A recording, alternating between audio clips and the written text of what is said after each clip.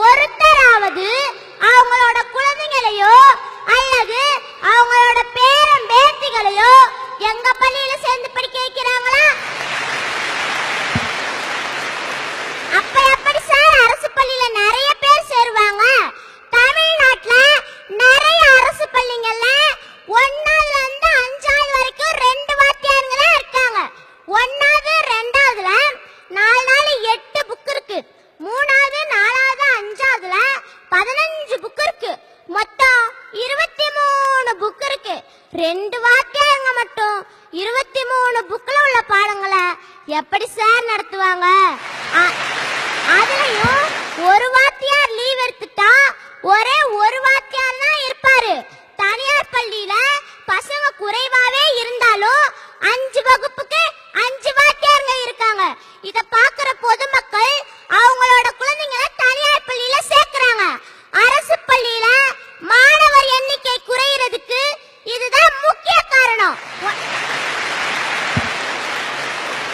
1ஆவதுல இருந்து 5ஆவது வரைக்கும் உள்ள எல்லா பாடங்களையும் 2 ஆசிரியர்கள் நடத்துற பள்ளியில படிக்கிற எங்களுக்கும் 5 பாடங்களை 5 ஆசிரியர்கள் நடத்துற பள்ளியில படிக்கிற மாணவனுக்கும் ஒரே பரீட்சை.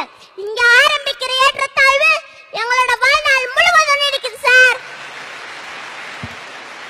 அரசு பள்ளிகள்ல தான் இலவச சத்துணவு போடுறாங்க சார். அருமையான திட்டம்.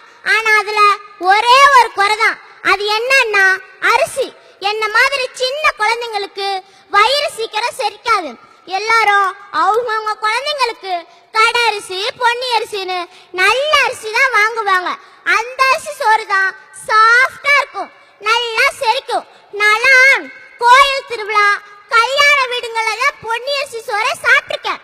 அரசு என்ன பண்ணணும்னா எங்களுக்கு போடுற ஒரு வேளை சோறை பொன்னி அரிசி சோறை போட்டா நல்லா இருக்கும்.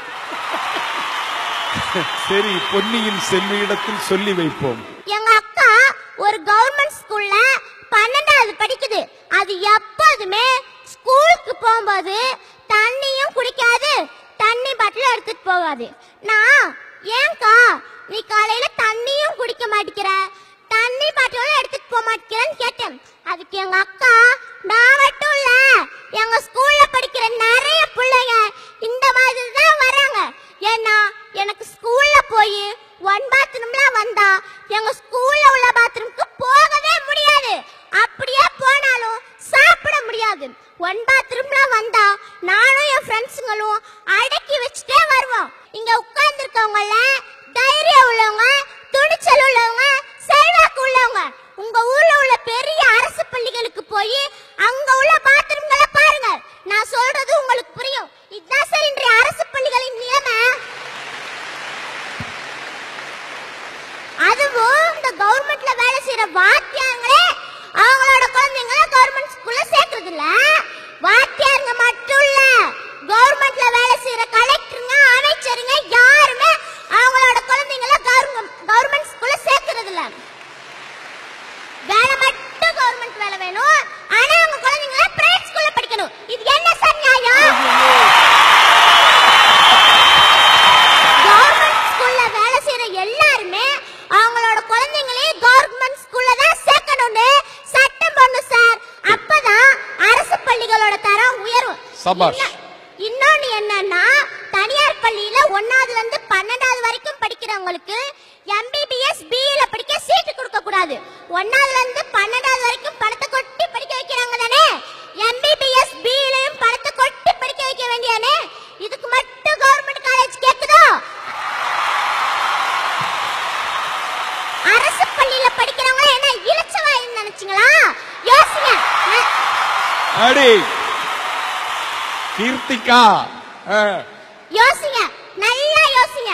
மொத்தத்தில் நமது அரசு தனியார் பள்ளிகள் மூலமாகவும் அரசு பள்ளிகள் மூலமாகவும் கல்வியை அளிக்கிறது.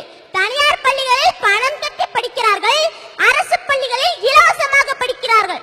12ஆம் வகுப்பிற்கு பிறகு பாருங்கள், அரசு மருத்துவக் கல்லூரி, அரசு பொறியியல் கல்லூரிகளில் தனியார் பள்ளிகளில் பணம் கட்டி படித்தவர்கள் இலவசமாக படிக்கிறார்கள்.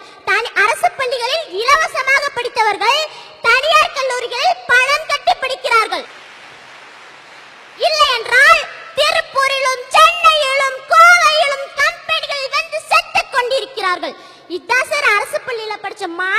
நம்மளோட நிலைமை. அரசு, பெற்றோர், வணிக கல்வி நிறுவனம் என பல தரப்பினரிடமும் முடங்கி கிடக்கிறது எங்களின் எதிர்காலம்.